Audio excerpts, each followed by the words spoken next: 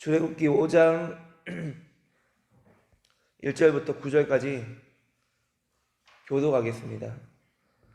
그 후에 모세와 아론이 바로에게 가서 이르되 이스라엘의 하나님 여호와께서 이렇게 말씀하시기를 내 백성을 보내라. 그러면 그들이 광야에서 내 앞에 절기를 지킬 것이라 하셨나이다.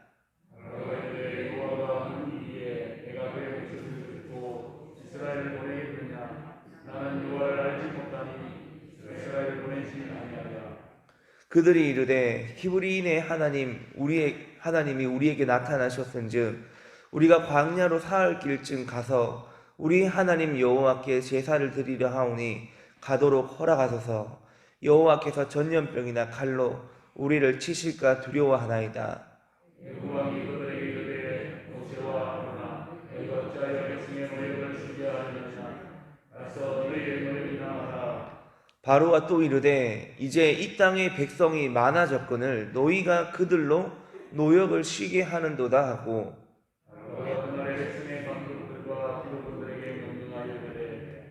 너희는 백성에게 다시는 벽돌에 쓸 집을 전과 같이 주지 말고 그들이 가서 스스로 집을 죽게 하라.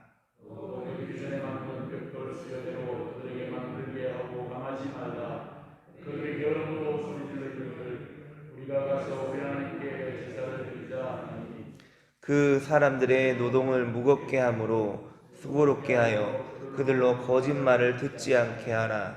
아멘. 자, 오늘 본문은 모세와 바로가 이제 마주하는 그런 장면입니다. 모세는 하나님의 부르심을 받고 이스라엘 백성들을 출애굽하기 위해서 바로 앞에 서게 됩니다. 바로와 모세의 첫 번째 대면입니다. 외형적으로 보면 상대가 안 됩니다. 이 바로는 애굽의 왕입니다. 이 시대의 애굽의 왕은 신적인 존재였습니다. 지팡이 하나 들고 자기 앞에 선 모세가 바로의 눈에 얼마나 하찮게 보였겠습니까? 모세는 바로와의 만남을 피하고 싶었을 것입니다. 하나님께서 보내셔서 갔지만 막상 바로 앞에 선다는 것은 굉장히 두려운 일입니다. 자기 백성인 이스라엘이 400년간 애굽에서 종살이를 하고 있는데 그들의 뼛속까지 애굽의 노예 정신, 그 노예 근성이 스며들어 있는데 그 백성들을 데려나오기 위해 바로 왕 앞에 섰을 때 막막했을 것입니다. 잘못 건드렸다가는 오히려 더 큰 어려움이 몰려올 수 있는 그런 상황입니다. 하지만 하나님께서는 모세로 하여금 바로 앞에 서게 하셨습니다. 바로를 넘어야 된다는 것입니다. 바로를 넘어야지 노예 생활이 풀어지는 것인데 바로를 넘어서지 않으면 새로운 세계가 열리지가 않습니다. 하나님께서는 모세로 하여금 바로 앞에 서게 하셨습니다. 모세는 바로에게 가서 하나님의 첫 번째 메시지를 전합니다. 그것이 바로 1절에 나와 있습니다. 같이 읽겠습니다. 그 후에 모세와 아론이 바로에게 가서 이르되 이스라엘의 하나님 여호와께서 이렇게 말씀하시기를 내 백성을 보내라. 그러면 그들이 광야에서 내 앞에 절기를 지킬 것이니라 하셨나이다. 아멘. 자, 하나님께서 뭐라고 말씀하십니까? 하나님께서는 내 백성을 보내라고 합니다. 하나님은 이스라엘 백성들을 가리켜 내 백성이라고 하셨습니다. 이 말은 이스라엘 백성들은 누구의 소유라는 것입니까?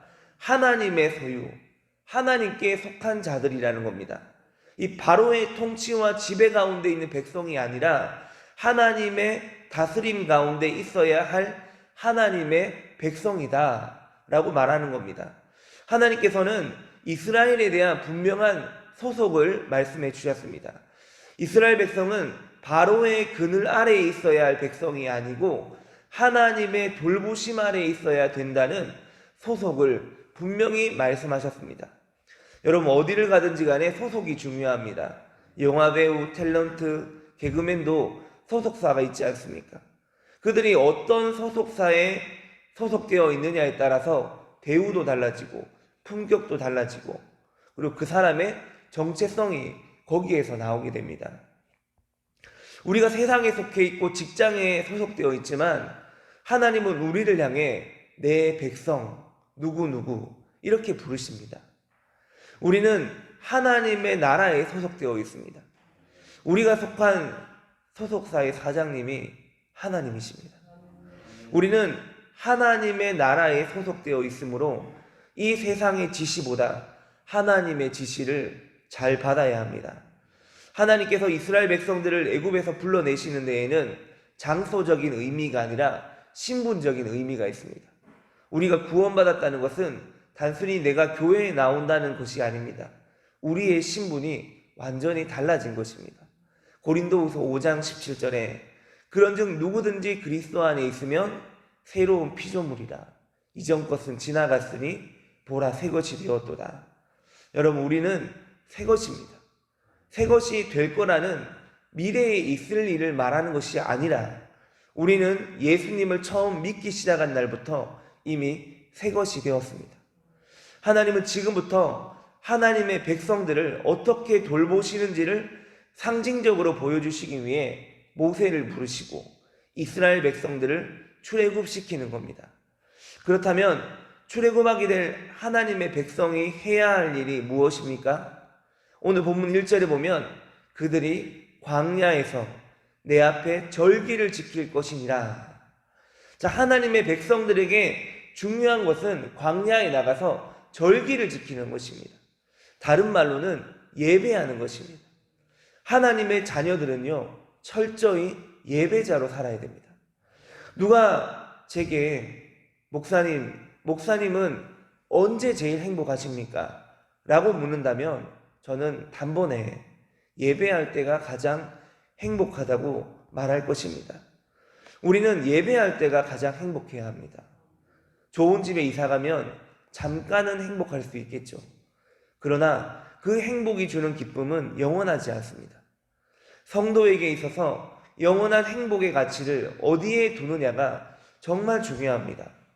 하나님이 이스라엘 백성들을 이끌어내신 목적이 무엇입니까?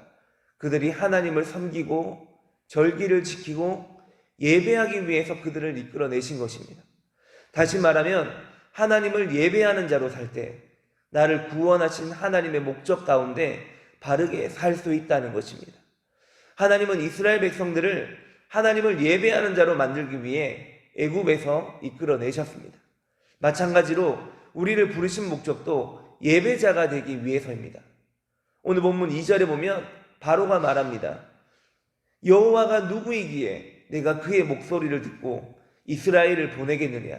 나는 여호와를 알지 못하니 이스라엘을 보내지 아니하니라. 바로는 내가 지금 하나님이 누군지 모르는데 어떻게 네 말을 듣겠느냐?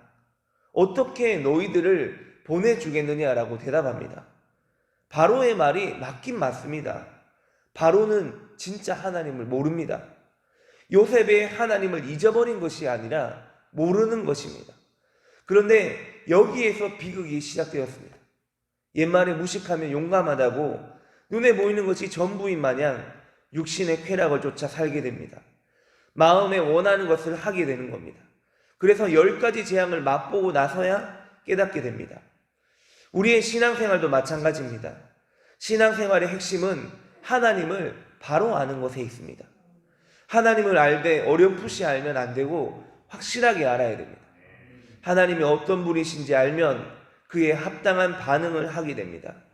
바로는 하나님에 대해 무지하니까 방자합니다. 하나님을 모르는데 어떻게 순종할 수 있겠습니까? 하나님께서 하늘과 땅을 지으신 분이고 홍해를 가르실 수도 있는 분이 하나님이시라는 것을 바로가 진작에 알았다면 모세의 말을 듣고 바로 출애굽을 허락했을 것입니다. 애굽에 재앙을 내리시는 분이 하나님이심을 그가 알았다면 그는 그렇게 행동하지 않았을 것입니다. 그 당시 눈에 보이는 현실로는 바로가 가장 큰 자였습니다. 하지만 진짜 바로가 가장 큰 자입니까? 아닙니다. 사실 바로는 하나님 앞에서 지푸라기에 불과합니다. 겉으로는 대단해 보이지만 아무것도 아닙니다. 바로는 큰 자가 아닙니다. 하나님이 얼마나 큰 분이신지를 보여주기 위해서 사용된 도구에 불과합니다. 그러므로 속으면 안 됩니다. 모세도 주눅들 필요가 없습니다. 하나님이 보내신 사람은 많은 걸 준비할 필요가 없습니다. 지팡이 하나면 되고 하나님 한 분이면 충분합니다. 골리앗 앞에 선 다윗에게 솔로몬이 자신의 갑옷을 벗어주었지만 다윗은 거절했습니다. 하나님의 역사가 일어나는 곳은요, 복잡하지 않습니다. 그냥 예수 이름으로 나아가면 됩니다. 갈멜산에서 바알의 선지자 450명, 아세라 선지자 400명과 벌였던 그 전투를 보면 우리는 알 수 있습니다. 엘리야는 아무것도 없이 맨몸으로 올라가 오로지 여호와의 이름을 불렀습니다. 그러자 여호와의 불이 하늘에서 내려오지 않았습니까? 우리에게도 하나님 한 분이면 충분합니다. 이 세상에서 영적 전쟁할 때 장비 대결, 스펙 대결, 그것이 아니고 하나님이 은혜를 주시고 하나님이 지켜주시면 되는 것입니다. 바로 앞에서 모세는 아무것도 아닌 것 같지만 하나님의 군대 뒤에서 그를 지키고 있었습니다. 신명기 3장 22절에 보면요, 너희는 그들을 두려워하지 말라. 너희의 하나님 여호와께서 친히 너희를 위하여 싸우시리라. 여러분, 그런데 모세가 바로 앞에 나선 뒤에 상황이 어떻게 됩니까? 오히려 더 악화됩니다. 일이 점점 더 복잡해지고 어려워지게 됩니다. 오늘 본문 6절부터 8절입니다. 6절부터 8절 같이 읽겠습니다. 바로가 그날의 백성의 감독들과 기록원들에게 명령하여 이르되 너희는 백성에게 다시는 벽돌에 쓸 짚을 전과 같이 주지 말고 그들이 가서 스스로 짚을 줍게 하라. 또 그들이 전에 만든 벽돌 수요대로 그들에게 만들게 하고 담하지 말라. 그들이 게으름으로 소리질러 이르기를 우리가 가서 우리 하나님께 제사를 드리자 하나니. 아멘. 자, 이스라엘 백성들에게 벽돌을 만드는 짚을 주지 말고 스스로 줍게 하라고 하고선 벽돌의 수요를 줄이지 말라. 예전처럼 그대로 생산하게 하라는 것입니다. 오늘 본문 9절에 보면 그 사람들의 노동을 무겁게 함으로 수고롭게 하여 그들로 거짓말을 듣지 않게 하라라고 합니다. 일이 점점 더 복잡해지고 더 힘들어졌습니다. 바로는 더 강력하게 압제합니다. 상황이 이전보다 녹록지 않습니다. 모세는 처음에 시작할 때에는 기대감을 가지고 시작했을 것입니다. 하나님이 시키신 대로 하면 다 잘 될 줄 알았을 것입니다. 그런데 상황은 호전되지 않았고 오히려 더 악화됐습니다. 여기서 우리는 당황하지 말아야 합니다. 우리는 믿음대로 살면은 잘 될 거라고 생각합니다. 그런데 아무 일도 일어나지 않고 더 힘들어지면 사람은 금세 시험에 들기 마련입니다. 나는 믿음대로 말씀대로 했는데 왜 이런 일이 일어날까? 그런데 여러분, 우리가 신앙생활을 오래 해봐서 알지만 신앙생활을 제대로 하려고 하면요, 어려움이 찾아옵니다. 여러분, 예배 때에 은혜를 많이 받으면 그러면요, 더 큰 시험이 올 수도 있습니다. 지금은 고인이 되셨지만 옥하는 목사님이 생전에 쓰신 책 중에 시험이 없는 신앙생활은 없다라는 책이 있습니다. 이 책에 보면은 이런 내용이 나옵니다. 신앙생활 자체가 곧 시험과의 대결이다. 우리가 주를 섬기면서 자주 어려움을 겪는 이유는 은혜를 적게 받아서가 아니다. 받은 은혜를 쉽게 쏟아버리기 때문이다.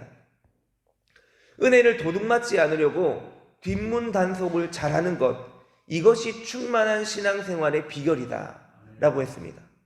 여러분, 어려움이 닥치는 것을 이상하게 여기면 안 됩니다. 편안하고 아무 일도 일어나지 않는 것이 오히려 더 이상한 일입니다. 하나님의 백성이 하나님의 백성답게 살려고 결단하면 어려움이 닥칩니다.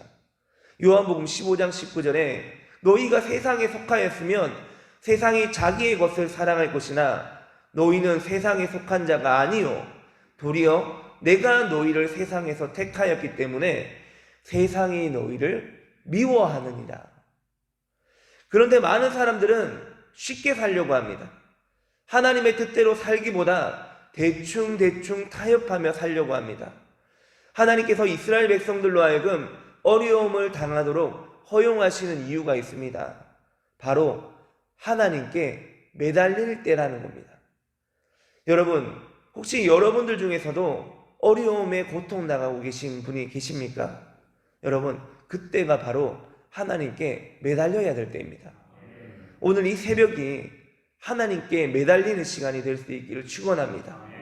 그리하여 하나님께로부터 새 힘을 공급받는 오늘 이 새벽이 될 수 있기를 간절히 축원합니다. 함께 기도하겠습니다. 하나님, 모세는 하나님이 시키는 대로 하면 다 잘 될 줄 알았습니다. 그러나 더 큰 고난이 찾아와서 모세가 어려움에 빠졌습니다. 그리고 하나님께 어찌하여 나를 보내셨냐고 항의도 합니다. 오늘 이 말씀을 우리가 돌아볼 때 구원받은 하나님의 자녀로 살아가는 것이 영광의 꽃길만 걸어가는 것이 아니라 때로는 세상에서 십자가를 지고 살아가는 것이 바로 우리의 삶이라는 것을 다시금 깨닫길 원합니다. 주님이 매번 예배 때마다 우리에게 많은 은혜를 주셨는데 그 은혜를 잘 간직하지 못하고 육신의 소욕과 이생의 자랑으로 인해 쏟아버릴 때가 종종 있습니다. 하나님이 주신 은혜를 귀하게 여기지 못하고 불평하면서 원망하는 삶을 살아갈 때도 있었습니다. 부족한 우리를 긍휼히 여겨주시고 그 순간에도 여전히 하나님이 우리와 함께 하셨고 우리를 사랑으로 기다리고 계신다는 그 주님의 마음을 느끼기를 원합니다. 그리고 오늘 이 새벽에 이 상황 가운데 해결자가 되시는 주님을 우리가 더 간절하게 붙잡기를 원합니다. 우리가 넘어질 때마다 피할 길을 주셔서 우리가 주님과 더 친밀해지게 해 주시옵소서. 주님만이 우리의 복이 되신다고 고백하고 선포하게 해 주십시오. 그리하여 하나님, 당장에 우리 앞에 눈앞에 바로와 같이 보이는 이 어려운 것들이 전혀 문제가 되지 않게 해 주십시오. 하나님이 이끄시는 그 여호와의 형통의 길을 우리가 걷기를 원합니다. 모든 순간마다 인내하며 참고 기다리며 하나님이 개입하시는 그때를 기다리는 우리 모두가 되게 해 주시옵소서. 감사드립니다. 예수님 이름으로 기도드립니다. 아멘. 하늘에 계신 우리 아버지, 아버지의 이름을 거룩하게 하시며 아버지의 나라가 오게 하시며 아버지의 뜻이 하늘에서와 같이 땅에서도 이루어지게 하소서. 오늘 우리에게 일용할 양식을 주시고 우리가 우리에게 잘못한 사람을 용서하여 준 것 같이 우리 죄를 용서하여 주시고 우리를 시험에 빠지지 않게 하시고 악에서 구하소서. 나라와 권능과 영광이 영원히 아버지의 것입니다. 아멘.